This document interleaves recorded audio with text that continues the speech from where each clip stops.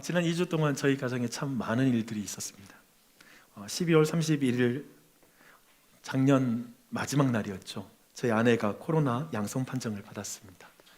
그 이후에 저 개인적으로는 추가 감염을 막고자 몸부림을 쳤습니다. 내 아이와 함께 집에서 정말 열심히 보냈습니다. 하지만 며칠의 간격을 두고 다혜리와 은유리가 추가 감염이 되었습니다. 그 과정을 거치면서 참 인생의 한계를 많이 느끼게 됐던 것 같습니다. 참 내가 노력하는 것, 내가 열심히 살아서 내 삶을 통제하고 안정적으로 만든다는 게 얼마만큼 가능한가라는 생각이 들었습니다.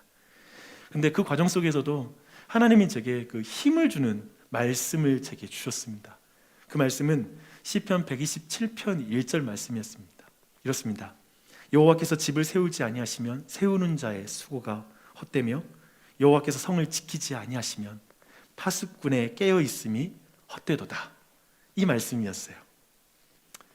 사실 이 말씀은 12월 그 마지막 금요 복음 집회 때 이 본문으로 설교를 했습니다. 네, 그런 거 있잖아요. 그 말씀을 하고 나서 또 잊어버릴 수 있잖아요. 다시 그 말을 내가 언급하지 않을 수 있는데 12월 달부터 계속 만나는 사람들 가운데 많은 분들에게 제가 이 말씀을 계속 말했어요. 이 말씀을 나누고 또 여러 모임에서도 이 말씀으로 시작했던 모임들이 있었습니다. 근데 저는 이번 일을 딱 겪으면서 하나님의 말씀이 마치 백신과 같다라는 그런 생각이 드는 거예요. 우리가 아는 것처럼 백신을 맞아도 돌파 감염이 있을 수 있잖아요. 하지만 그때 백신을 맞은 경우에 중증으로 많이 이어지지 않는다라고 이렇게 말하지 않습니까? 저는 그런 것 같습니다. 성도의 삶에도 고난이 닥칩니다. 코로나는 종교를 가리지 않는 것 같습니다. 어느 종교는 피해가고 어느 종교에만 달라붙지 않습니다. 하지만 주님의 말씀은 그 모든 상황 속에서 저를 이기게 하고 견디게 해주는 말씀이었습니다. 저는 이 말씀의 은혜가 우리 모두에게 넘치길 바랍니다. 그래서 오늘 말씀, 이 듣는 말씀이 여러분에게 정말 백신이 되었으면 좋겠어요. 그리고 이 안에 평생에 그 말씀을 붙들고 나아가는 은혜가 있기를 바랍니다. 제 개인적으로 굉장히 교우님들에게 하고 싶은 말씀이 많지만 좀 나중으로 미루고 오늘 이 시간 주님이 하신 말씀을 듣겠습니다. 오늘 본문은 출애굽한 이스라엘 백성이 요단강을 사이에 두고 약속의 땅 가나안을 눈앞에 보고 있는 그 시점입니다. 3장 15절에 보니까요, 이 시기에 요단강의 물이 불어 올라서 언덕까지 차올랐다라고 이렇게 말하고 있습니다. 왜냐하면 이때는 이제 봄철에 내리는 비, 기본적으로 강수량이 좀 있고요. 그리고 헤르몬산이라고 말하는 그 산에서 설산에서 눈이 녹아서 그 물과 합쳐집니다. 거기에 대해서 지금 이 요단강의 위치는 요단강 하류이기 때문에 상류에서부터 그렇게 물이 내려오는 물에 더해졌기 때문에 지금 강수량 그리고 전체 어떤 강의 수위가 가장 높은 지점에 이르는 그런 시점이었습니다. 여러분, 지금 200만 명이 넘는 이스라엘 백성이 지금 이제 이 강을 건너야 약속의 땅에 들어갑니다. 여러분, 이때 그 모든 백성이 뭘 주목할까요? 당연히 그 강의 수위, 물의 양을 주목할 것입니다. 언제 저게 줄어들어야지 우리가 건널 수 있을 테니까요. 아니면 뭔가 다른 방법을 만들어내야 할 것입니다. 그런데 이때 여호수아는 백성들의 모든 초점을 언약궤에 맞춥니다. 순식간에 돌려버려요. 그것을 주목하라고 말하고 있습니다. 근데 이 언약궤의 의미가 그래서 중요한 거죠. 언약궤는 무엇입니까? 하나님의 임재를 의미하는 것입니다. 그리고 특별히 오늘 말씀 전체에 보면요, 하나님의 언약궤는 곧 하나님이다라고 우리가 이해할 수 있습니다. 어떤 의미에서 이스라엘의 이 왕이신 하나님, 이 왕이신 하나님의 보좌가 언약궤다라고 말하기도 합니다. 하나님이 앉는 자리라고 말할 수 있는 것이죠. 그래서 은혜를 베푸는 자리, 그래서 시은좌라고 이렇게 부르기도 합니다. 근데 그분이 어떤 식으로 그러면 그 백성을 통치할까요? 라고 생각했을 때 사실 언약궤 안에 들어가 있는 물건들의 그 상징의 의미를 살피면 좀 더 이해가 됩니다. 그 안에는 3가지 물건이 들어있습니다. 첫째는 광야에서 양식이 되었던 만나가 들어있고요, 또한 아론의 쌍난 지팡이, 그리고 마지막으로는 언약의 2 돌판이 그 언약궤 안에 들어가 있습니다. 그렇다면 이 언약궤가 지금 요단강 도하를 앞두고 있는 이스라엘 백성에게 이렇게 말하는 것입니다. 살아계신 하나님은 그 백성과 함께할 뿐 아니라 앞장서시는 왕입니다. 강물을 보지 말고 하나님을 바라보십시오. 40년 동안 광야에서 여러분을 만나로 먹이신 그 하나님이 여러분과 함께 하십니다. 그러니 어떻게 건널까 염려하지 말고 하나님의 입에서 나오는 모든 말씀을 순종함으로 반응하십시오. 전체 성경과 연결시키면 이런 메시지가, 이 언약궤가 앞장선다라는 그 의미에 이런 의미가 지금 담겨 있습니다. 근데 요선 여기에서 굉장히 흥미로운 명령을 더하고 있습니다. 그게 뭐냐면 이제 여호와의 언약궤를 맨 제사장들이 백성보다 앞서 나아갈 때 그 거리를 2000규빗 정도 떨어져서 걸으라고, 그 거리를 지키라고 하는 이 명령을 주고 있다는 것입니다. 근데 이 2000규빗이 약 800m 정도의 거리입니다. 2000규빗은 또한 성경에서 다른 곳에 또한 2000규빗에 대한 어떤 표현이 있는데요, 레위인들에게 성읍이 주어지거든요. 네, 그 레위인들의 성읍 주변 목초지의 반경, 그 반경이 2000규빗입니다. 그래서 나중에 여러분 유대교에서 유대인들이 이 말씀을 근거로 안식일에 800m 이상을 걸으면 안식일을 어기는 것이 되고요, 800m 안쪽으로만 걸을 때 안식일을 온전히 지키는 것이 되었습니다. 그런 의미를 2000규빗에서 우리가 볼 수 있죠. 그런데 여기서 왜 2000규빗을 특별히 지키라고 했는가라는 걸 한번 볼 필요가 있습니다. 가장 먼저 우리는 800m 정도 떨어져야 200만 명 정도 되는 사람들이 언약궤를 분명하게 볼 수 있는 그 위치가 될 것입니다. 너무 가까이라면 앞사람 때문에 안 보이겠죠. 그렇죠? 그래서 800m 정도 떨어져야 모든 백성이 볼 수 있는 위치에 언약궤가 위치할 것입니다. 이 자체가 주는 메시지가 있죠. 하나님은 이스라엘 백성 모두가 하나님이 행하신 일을 보기를 원합니다. 오늘날 동일합니다. 우리 모두가 하나님이 행하시는 일을 보기를 원하십니다. 하나님이 행하시는 일을 보는 건 굉장히 중요해요. 그래서 오늘 말씀 보면 그래야 백성들 자신들이 어떻게 행해야 될지를 알 수 있다고 말합니다. 그들의 행할 길을 하나님이 행하심을 본문을 통해서 배울 수 있다는 것입니다. 성경의 표현 그대로 한번 읽어봐 드릴게요. 그러나 너희와 그 사이 거리가 2000규빗쯤 되게 하고 그것에 가까이 하지는 말라. 그리하면 너희가 행할 길을 알리니 너희가 이전에 이 길을 지나보지 못하였음이니라. 언약궤와 가까이 하지 않는 이 조건을 지켜야지만이 보이는 게 있다는 거예요. 이 조건을 지켜야 하나님을 볼 수 있다는 것입니다. 또한 하나님이 행하시는 것을 아는 조건, 이 조건을 지켜야 사람이 행할 길을 알 수 있다는 것입니다. 굉장히 중요하죠. 그래서 이 말씀은 사실은 이 반대를 경고하는 것이기도 합니다. 하나님이 행하는 일을 못 보는 사람은 인간으로서 행할 일을 알지 못하게 됩니다. 하나님보다 앞서면 우리는 하나님을 우리의 삶에서 어떻게 나아가야 될지 알지 못하게 됩니다. 저는 이 명령을 그래서 한마디로 선긋기라고 이렇게 표현하고 싶습니다. 지금 하나님이 선을 긋고 있어요. 다르게 표현하면 금을 긋다라고 말할 수 있어요. 2000규빗으로 금을 긋잖아요. 여기 넘어오지 마, 가까이 하지 마 라고 이렇게 말씀하고 있는 것이죠. 근데 이 금에 대한 사전적 정의가 굉장히 오늘 본문을 더 이해하는 데 도움이 되더라고요. 이래요. 금은 일직선으로 접거나 곱게 한 줄로 뻗어나가게 그린 자국을 뜻한다. 금을 긋는 것은 금을 기준으로 안쪽과 바깥쪽을 구별하기 위해서이다. 이쪽과 저쪽을 구별하기 위해 선을 중간에 그리다. 관계 따위에서 한도나 한계선을 가르다라는 뜻이다. 이해되죠? 제가 어렸을 때 저는 책상이 좀 짝꿍하고 길게 이렇게 한 책상을 썼던 그런 기억이 나거든요. 근데 때로는 이성이죠. 동성이 아니라 이성과 이렇게 짝이 될 때는 한 번씩 싸울 때가 있어요. 싸우고 나면 무슨 일을 하냐면 중간에 분필로 선을 긋습니다. 여기 넘어오지 마. 여기 내 땅이야. 그래서 그러면서 쉽게 말하면 선을 확실하게 그어서 서로의 처지를 분명하게 만드는 그 일을 하죠. 금을 긋다, 선을 긋다라는 것은 그런 의미입니다. 근데 사실 성경에서 우리는 이 주제를 계속 발견하게 됩니다.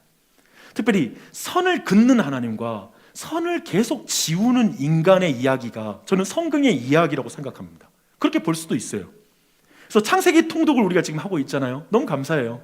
근데 이 창세기로 한번 제가 설명해 보도록 할게요. 우리는 창세기 1장 1절에서 태초에 하나님이 천지를 창조하시니라 라는 이 말씀을 듣습니다. 근데 저는 이것을 하나님의 선긋기라고 생각합니다. 이렇게 선을 긋는 것이죠. 나는 창조주이고 너희는 내가 창조한 피조물이다. 선을 긋죠. 내가 보는 모든 것이 없었을 때가 있었고, 그리고 나는 그때에도 존재한 영원한 하나님이다. 이것 또한 또 선을 긋는 것이죠. 피조물들아, 그래서 창조주에게 가까이 다가오지 말라. 스스로 창조주처럼 생각하면 너는 인간의 길을 잃어버릴 것이다. 유한한 자들아, 무한한 하나님으로부터 떨어져라.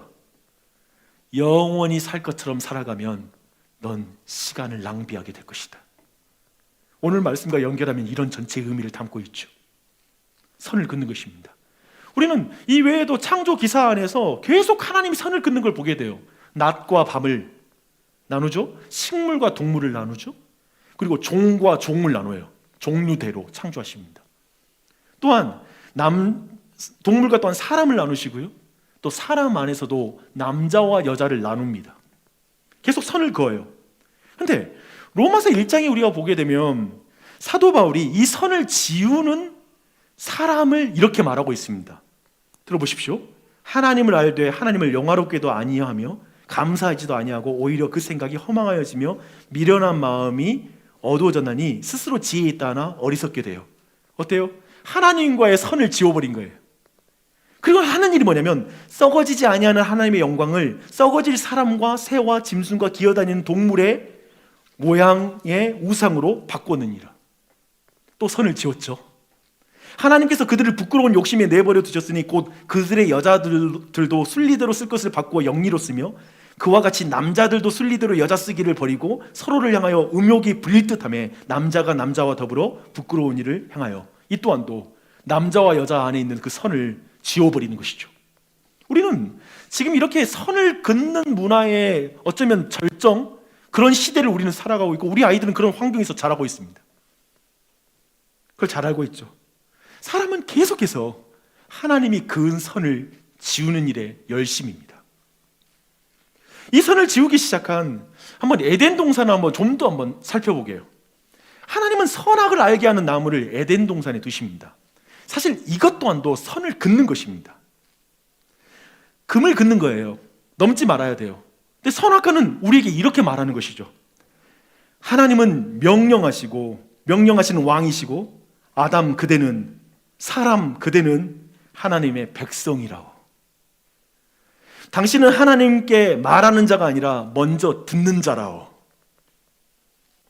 그대의 인생의 좋고 나쁜 것, 곧 선과 악의 기준은 하나님의 말씀이지 당신의 이성적 판단이 아니라오. 거리를 지키시오. 거리를 지켜야 당신이 살 수 있다오. 선을 지우고 거리를 지키지 않으면 당신은 반드시 죽을 것이오. 지금 이것이 창세기의 금령의 명령이라고 말할 수 있습니다. 우리는 첫사람 아담과 하와가 이 선을 어떻게 지우는지 성경을 잘 아시는 여러분들 아마도 다 알고 있습니다. 특별히 뱀이 한 한마디의 말에 사실상 그들은 무너집니다. 이 말이에요. 저 열매를 먹이면 너는 하나님이 될 거야. 네가 선악을 나누는 기준이 될 거야. 내 인생의 기준이 너 판단이 되는 거야. 아담과 하와는 이 말을 듣고 뒤집어지죠. 정말 패러다임 시프트가 일어납니다. 이 말을 듣고 나서 탐욕 가운데 창조주와 피조물, 무한자와 유한자, 왕과 백성, 주인과 종이라는 하나님과의 그 인간의 관계 사이에 있는 그 선을 완전히 지워버립니다. 그 금을 넘어가 버립니다. 잘 보십시오. 지금까지 그리스도인이 된 사람들에게까지도 이 선을 지우고 싶은 유혹은 강력합니다. 여러분도 그렇지 않습니까? 여러분이 선악의 기준이 되고 싶지 않아요? 내 판단, 내 생각, 내 기준, 내가 보는 인생관, 내가 마음껏 취하고 싶고 내 기분대로 그렇게 스스로가 권위가 되어 스스로가 선악의 기준이 되어 인생을 규정하고 행복을 규정하고 기쁨을 규정하고 자유를 규정할 수 있는 실존주의 시대를 우리는 살아가고 있습니다. 이게 우리에게는 물고기에게 물을 의식할 수 없을 것처럼 자연스러운 것처럼 지금 이것은 우리 모두에게 익숙하고 너무 자연스러운 것들입니다. 그래서 우리 모두는 스스로에게 그리고 이 세상을 향해 근본적으로 이런 질문을 할 필요가 있습니다. 그렇게 신과 가까워진 나머지 스스로 신이라고 생각하며 사는 당신은 행복합니까? 정말 행복하세요? 자기 판단대로 살아가는 게 그렇게 행복하세요? 권위 없이, 어떤 권위 없이 스스로가 권위가 되어서 살아가는 그 삶이 그렇게 좋습니까? 그렇게 선을 지우면, 금을 넘어가면 인간은 자유로운 것입니까? 당신은 자유로우세요? 어쩌면 이 질문을 우리 자신과 그리고 이 세상을 향해 할 필요가 있습니다. 창조의 현장에서 하나님은 또한 한 가지만 더 볼게요. 시간의 선을 그어요. 6일 동안 창조를 딱 마치고 나서 7째 날에 모든 일을 그치고 안식했다라고 또 말합니다. 이 또한 또 선을 긋는 거예요. 놀랍게도 시간에다가 선을 긋죠. 그리고 7째 날에 복되게 하고 거룩하게 하셨다라고 이렇게 말씀하고 있습니다. 이것은 나중에 언약궤 안에 들어가 있는 두 돌판에 이 말씀, 이것이 기록이 됩니다. 안식일을 기억하여 거룩하게 지키라 라는 명령으로 이 내용이 기록이 됩니다. 주목할 것은 지금 성경이 일과 오늘날에 굉장히 우리의 관심 이슈죠. 월라벨이라는 표현으로 굉장히 이건 우리에게 굉장히 큰 이슈예요. 이것 때문에 우리 이사를 갈 수 있고요. 직장을 바꿀 것이고요. 이것을 위해서라면 외국으로 나갈 수 있는 주제예요. 일과 안식의 문제입니다. 근데 이 일과 안식이라는 주제를 시간의 선긋기로 성경은 정의를 합니다. 안식일을 지키는 것으로 설명하고 있습니다.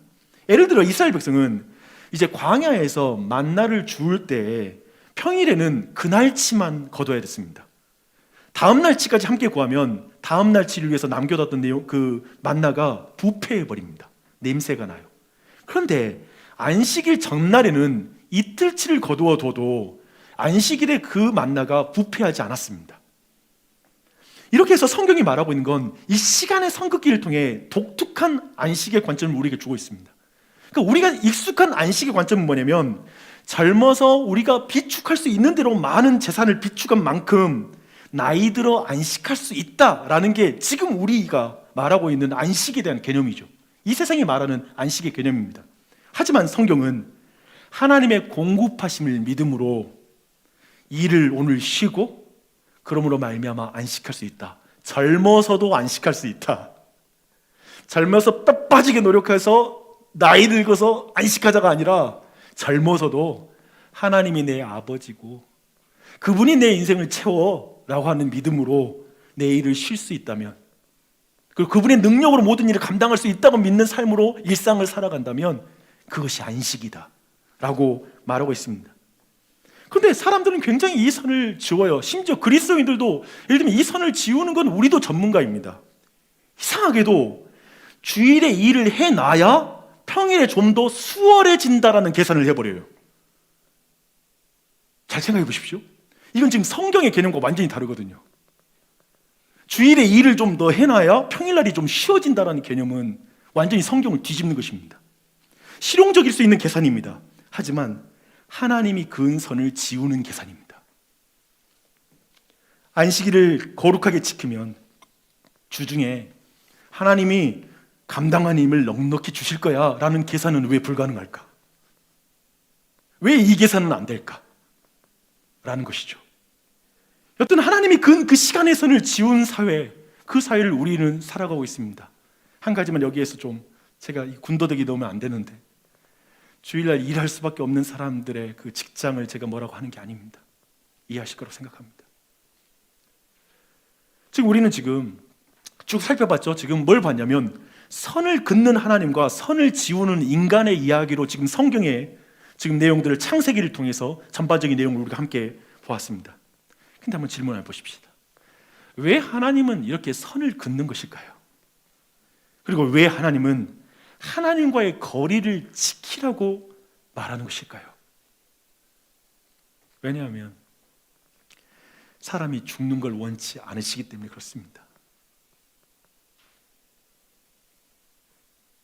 예를 들어보겠습니다. 태양과 적당한 거리를 유지하기에 지구는 역동적으로 생명을 만들어내고 있습니다. 충만하죠. 하지만 태양과 더 가까워지면 지구는 더워서 생명체가 더 존재하기 어려운 땅이 될 것입니다. 더 멀어지게 되면 그 또한도. 그러니까 적당한 거리라는 것은 우리의 생명을 더 충만하게 만들죠. 그 적당한 거리를 넘어설 때, 그 선을 지워버릴 때 도리어 우리에게 죽음이 온다라고 성경은 말하고 있습니다. 위험한 일이에요. 그래서 태양과 가까워지는 것은 위험한 일이에요. 그렇다면 또한 반면에 다른 질문 한번 해보겠습니다. 왜 사람은 그렇게 선을 그는 걸 좋아할까요? 선을 지우는 걸 좋아할까요? 왜 하나님과의 거리를 지키지 못하는 것일까요? 왜 내가 하나님이야? 뭐 하나님은 어디 있어? 왜 사람들이 이런 걸 좋아할까요? 제가 발견한 답은 이것입니다. 사람은 미치도록 하나님이 되고 싶습니다. 내 인생의 주인, 내가 선악의 기준 좀 되고 싶어. 내 인생이 왜 내 마음대로 못 살아? 이것을 놓치지를 못합니다. 잠깐이라도 내가 주인으로 살지언정 하나님의 노예가 될 수는 없다. 그게 바로 어쩌면 실존주의 인간 문화에서 인간들이 종교를 향해서 냉소하며 외치는 소리일 거예요. 내가 종교의 노예가 되느니 그냥 난 잠깐 살다가 죽고 지옥 가겠다라는 표현을 과감하게 사용합니다. 그런 의미에서 어쩌면 불을 향해 날아가는 나방처럼 살아갑니다. 세상은 하나님께 가까워져 심지어 스스로 하나님이 되어야 자유롭다고 사람들은 말합니다. 종교로부터 자유로움, 그냥 인간으로서 존재하는 것, 그게 자유라고 설명합니다. 자유입니까? 아니요. 성경은 그걸 자유라고 말하지 않습니다. 왜냐하면 그게 죽는 길이니까요. 하나님으로부터 멀어지는 것은, 자신이 스스로가 하나님처럼 됐다라고 생각하는 것은 죽음이니까요. 사망이니까요. 성경은 그걸 굉장히 반대하고 있죠. 주 안에 사랑하는 여러분, 이런 인류의 역사, 성경이 말하고 있는 인류의 역사에 대한 이해를 가지고 오늘 말씀 다시 한번 들어보십시오. 제가 읽겠습니다. 그러나 너희와 그 사이 거리가 2000규빗쯤 되게 하고 그것에 가까이 하지는 말아라. 그리하면 너희가 행할 길을 알리니 너희가 이전에 이 길을 지나보지 못하였음이니라. 사랑하는 여러분, 아름다운 미술 작품을 제대로 음미하려면 적당한 거리를 유지해야 됩니다. 때론 자세히 보기 위해서 가까이 갈 때도 있긴 해요. 하지만 그 또한도 음미하기 위해서 가까이 가는 거지 전체를 파악하기 위해서 가까이 가는 건 아니에요. 다시 뒤로 물러나서 적당한 위치에서 전체를 봐야 됩니다. 지금 하나님이 요단강에 섰을 때 그 요단강에 있는 그 백성들이 보기를 원하는 게 있다는 거예요. 지금 이 모든 것은 너희가 2000규빗 떨어져서 봐야지 정확히 볼 수 있는, 음미할 수 있는 사건이야. 너는 이걸 봐야 돼. 네 인생 가운데 앞으로 너는 가나안 땅에 들어갈 거고 수많은 전쟁을 치를 것이고 너의 인생을 살 텐데, 너는 그 인생을 출발할 때 지금 너희들이 이 전체 그림을 먼저 봐야 돼. 이걸 너희가 봐야 돼 라고 지금 보여주는 것이죠. 그것은 뭐냐면 하나님은 하나님이시라는 것입니다. 하나님은 하나님이세요. 그분을 바라는 거예요. 생각해 보십시오.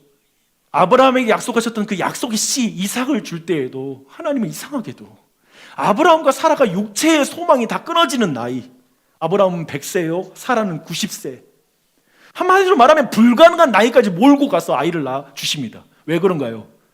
이 씨는, 이 약속은 내가 이룬다. 너의 육체의 가능성이 이를 이룬 게 아니라 내가 행한다. 내 말을 반드시 지킨다.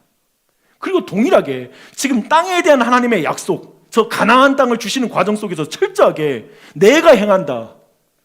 너희들의 어떤 꾀와 계획이 하는 게 아니라 내가 행한다라는 걸 철저하게 보여주는 이 그림을 우리가 보기를 원하는 거예요.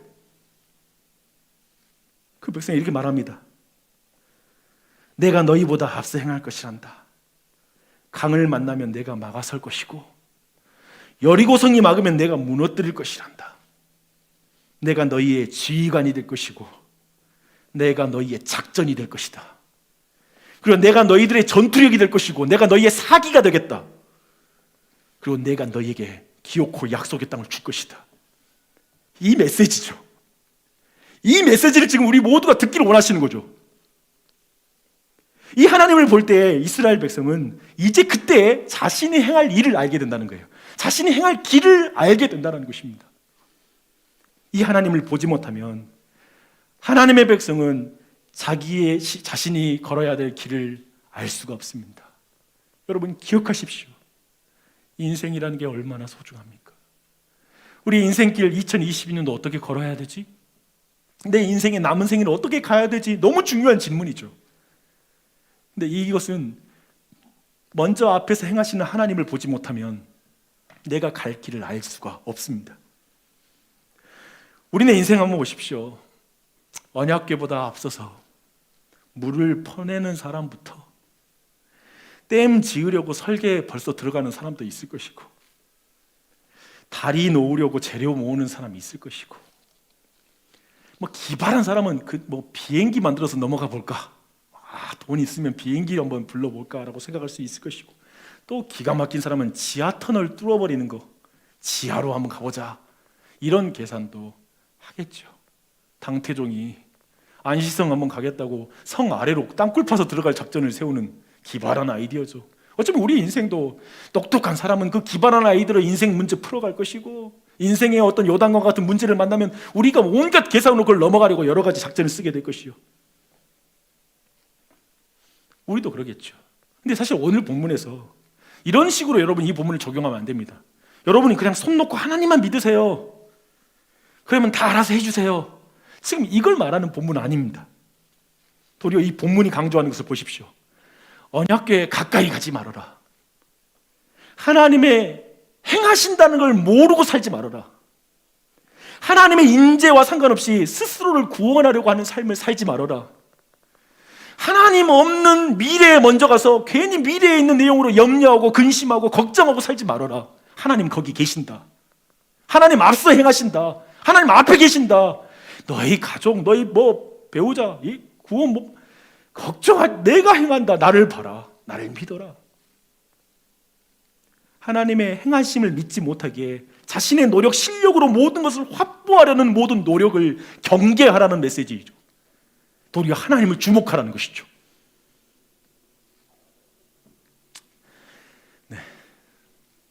이제 이 말씀을 저의 지난 2주의 제 삶의 경험과 묶어서 이 내용을 정리하면 이 말씀이 더 여러분의 삶에 더 이해가 될 것 같습니다.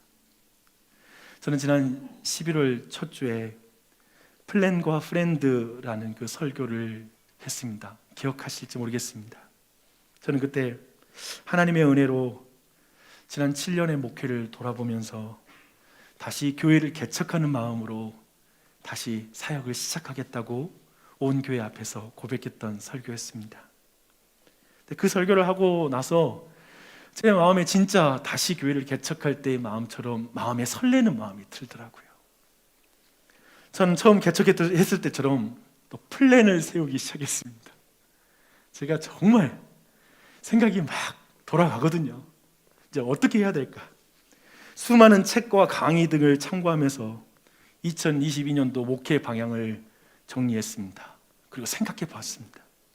그래서 11월부터 12월 내내 시간 돌아보면 그때 설교한 이후부터 저녁 늦은 시간, 아침 새벽부터 저녁 늦을 때까지 내 머리는 쉬지 않았던 것 같아요. 계속 생각하고 뭔가를 계획하고 막 그런 생각을 계속 하고 있었던 것 같습니다. 왜냐하면 제게 있어서 이렇게 나주혁신 장로교회에서 사역을 하는 것이 하나님의 선물처럼 느껴졌기 때문에 그렇습니다. 내 자신의 실력과 내 모습으로는 더 사역할 수 없는 자를 하나님이 덤으로 사역을 시켜주신 것 같아서, 그래서 제 마음으론 정말 잘하고 싶었습니다. 정말 더 열심히 하자는 마음이 들었습니다. 그런데 2021년 마지막 날 12월 31일에 아내가 코로나 확정을 받았습니다. 이 무슨 일입니까? 교회적으로는 그 다음 날 1월 1일에 새해 첫날 아침에 예배가 계획되어 있었습니다. 그리고 그 다음 날에는 신년 감사 예배, 그리고 나서 신년 신년을 여는 아침 기도회가 일주일 동안 진행이 되고 신년 사경회까지 정말 쉬지 않고 정말 그 계획을 하면서 저는 소망하는 게 있었죠. 새해 온 교회가 이런 말씀 통해서 큰 은혜를 받고 시작하면 좋겠다라는 그런 계획을 세웠습니다. 하지만 모든 계획을 변경해야 했습니다. 그런데 사실 그 지난 31일 아내가 확진받은 이후에 그 첫 주, 한 주 첫 주 동안에는 제 자신이 경황이 없었습니다. 아이들에게 추가 확진이 없도록 집을 계속해서 소독했거든요. 그리고 막 소독을 뿌려가면서 방을 닦고 뭐 아이들 지나가는 자리마다 막 뿌리고 돌아다니고 그랬습니다. 청소하고 또 음식하고 나면 또 소독해야 되니까 물로 항상 지금도 습관이 돼버렸습니다. 물 끓여 놓고 다시 전체로 소독하고 넣어놓고, 그리고 애들도 통제해야 되는데 그것들이 통제가 안 되는 애들이잖아요. 보통 애들이 아니었죠. 하지만 이마저도 계획대로 되지 않더라고요. 계획대로 안 돼요. 생각대로, 내 마음의 원대로 안 되더라고요. 다혜리가 아내와 비슷한 증상을 보여서 PCR 검사를 진행했는데 확정 판정을 받았어요. 그 전날 이상한 거예요. 검사 받고 나서부터 그 다음날 결과가 나올 때까지 그 마음 어떻게 됐을까? 그렇게 또 아이를 엄마에게 보내고 났는데 은율이가 평상시에 보이지 않는 증상을 보이는 거예요. 며칠 후에 목이 쉰 거예요. 얘가 목을 쉰 적을 본 적이 없거든요. 그렇게 소리를 지르는데도. 근데 그래서 이제 또 검사를 받았는데 다음날 또 확진 판정을 받았습니다. 이제 느낌이 오는 거예요. 이상하다. 이 확진인 것 같은데. 그 마음으로 하루를 또 보냈습니다. 또 이 일이 있고 나니까 또 남은 애들을 어떻게든 또 보호를 해야 되잖아요. 그 남은 애들을 이제 또 어떻게 보호할지 또 지켜야 되겠다는 마음으로 보냈습니다. 이 시간 한 가정의 가장으로서, 그리고 한 교회의 담임 목사로서 제가 해야 될 수많은 책임들, 해야 될 일들, 이 일정에 동안 맞춰줘야 된다는 생각들, 또 이 시기를 놓치면 안 된다는 이 마음들이 내 마음을 많이 스쳤습니다. 그러면서 정말 제 한계를 많이 보는 시간이었습니다. 당연히 이 과정 속에 하나님 뜻이 뭘까? 하나님 분명히 이 모든 과정을 왜 허락하셨을까? 이런 질문이 안 나올 수가 없죠. 그때 새해를 여는 아침 기도의 첫날에 창세기 1장 1절을 제가 설교를 했습니다. 그리고 그때 제가 선긋기라는 표현을 했습니다. 사실 지난 2주 동안 제가 느끼는 것은 하나님의 선긋기였습니다. 주님이 제게 이렇게 말씀하시는 것 같더라고요. 용주야, 내가 다시 힘을 다해 교회를 섬기려고 하는 것 내가 잘 알아. 이제는 또 실수하지 않고 잘 해내고 싶어 하는 건 내가 다 알아. 그런데 멈춰라.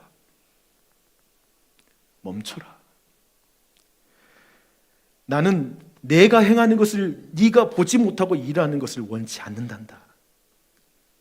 나는 네가 나보다 앞서지 않았으면 좋겠구나. 네가 나보다 사역을 더 사랑하지 않았으면 좋겠다.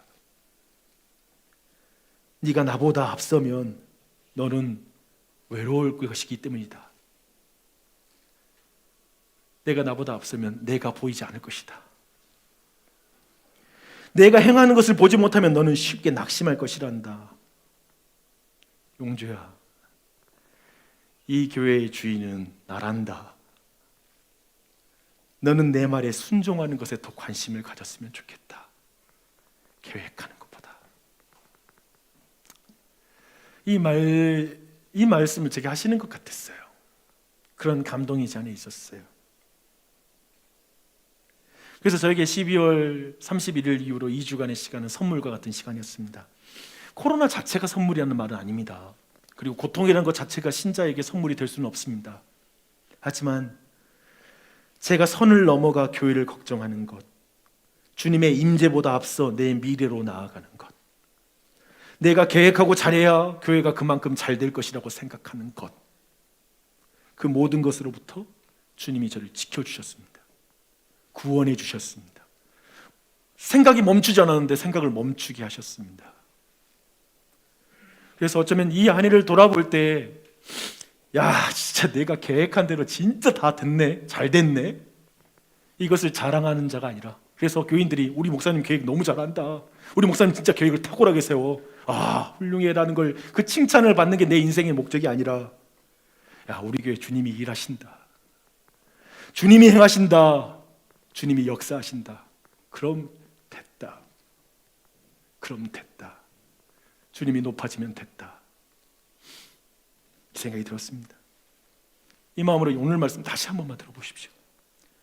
그러나 너희와 그 사이거리가 2000규빗쯤 되게 하고 그것에 가까이 하지는 말라. 그리하면 너희가 행할 길을 알리니 너희가 이전에 이 길을 지나보지 못하였습니다. 그래서 저는 이 일 후에 내가 계획을 안 세우는 게 아니라 계획을 세우죠.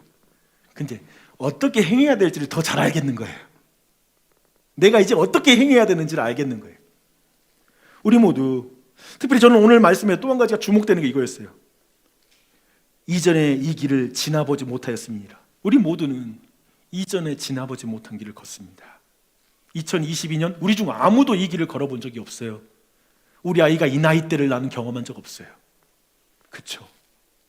인생이 그렇습니다. 우리는 인생의 모든 계절을 처음 걷고 있습니다. 참 두렵습니다. 코로나라는 이것이 상수가 되어서 우리네 삶은 더 예측할 수 없는 상황이 되었습니다. 목회도 그렇고 여러분의 직장 생활도 그렇고 모든 가정도 더 예측하기 힘듭니다. 참 두려운 상황입니다. 요즘 보니까 주변에 왜 이렇게 노후 대책에 대한 이야기를 많이 해요? 이 미래에 대한 염려들이 굉장히 많아요. 어떻게 해서든 안정적으로 관리하고 통제하려고 하는 몸부림이 사회 곳곳에서 터져 나옵니다. 영끌 하면서 모든 걸 동원합니다. 근데 어디에서 구멍이 터질지 아무도 몰라요. 터지면 터지는 거예요. 우리 모두 나쁜 일 하고 사는 거 아니죠. 가족 잘 건사하고 싶어 일하고 육아와 자녀 교육, 교회 사역, 회사 일로 눈꼴 뜰 데 없이 바쁩니다. 근데 그렇게 정신없이 살다 보면 요단강만 보여요. 물만 보여요. 현실만 보여요. 그리고 그것이 엄청난 중압감으로 다가오죠. 제가 그런 생각이 들더라고요. 물만 보다가 물만 먹는다. 제가 항상 우스개로 막 묵상하는 걸 좋아해가지고 물만 계속 보다가 물만 먹는다. 물 먹는 인생. 불안한 현실에 함몰됩니다.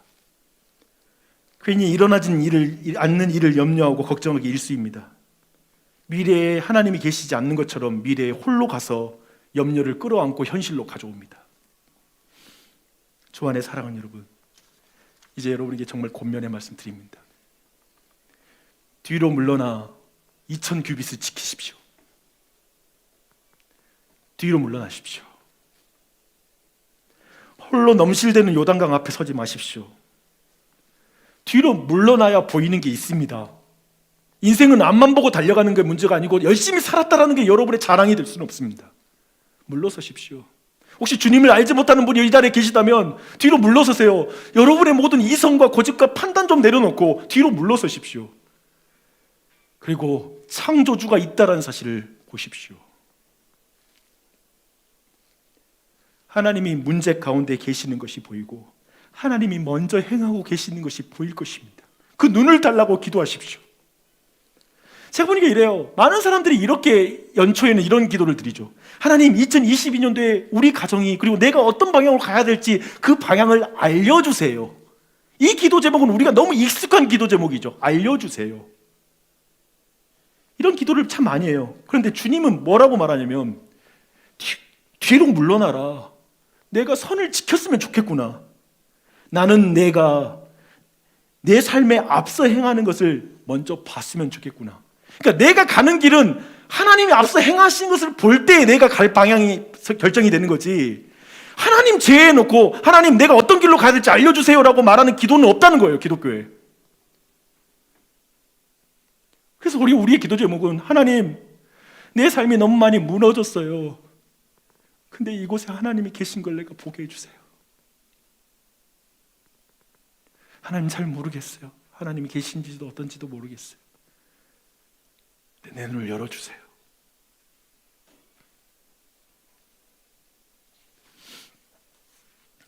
그래서 여러분이 2022년에 여러분의 그 2000규빗, 이것을 꼭 기억했으면 좋겠고, 그것은 어쩌면 여러분이 하나님의 임재를 바라보고 경험할 수 있는 기도의 시간일 수 있고요, 말씀 묵상의 시간일 수 있어요. 아침 기도회가 될 수도 있어요. 여러분마다 하루 가운데 2000규빗을 바라보는 그 거리를 두고 하나님의 행하심을 볼 수 있는 시간을 여러분이 확보하세요. 이걸 결정하세요. 아침에 난 잠 와서, 아니요, 일어서세요. 깨세요. 바꿔야 되잖아요. 2000규빗을 확보하세요. 근데 2000규빗을 단순히 종교적으로 무슨 시간을 지키는 차원은 넘어서는 것 같아요. 도리어 내 삶의 주인은 내가 아니야. 하나님이 앞서 행하셔. 내 삶의 일상을 하나님이 일하시는 것, 하나님이 행하시는 걸 볼 수 있는 삶, 그게 우리의 삶 싸움. 그리고 그분께 의지하면서 주님께 의탁드리고 염려하지 않고 주님이 행하시는 걸 믿고 내가 그 삶을 하나님과 동행하며 살아가는 삶, 하나님을 앞세우려고 하는 삶, 늘 하나님이 내 모든 문제 가운데 계신다고 믿는 삶, 내 모든 자녀들의 인생에도 하나님이 계신다고 믿는 삶, 그리고 모든 미래 가운데도 하나님이 계신다고 믿는 삶, 이게 2000규빗의 삶일 것이에요. 저는 이것이 여러분의 모든 삶에 넘쳐나기를 바랍니다.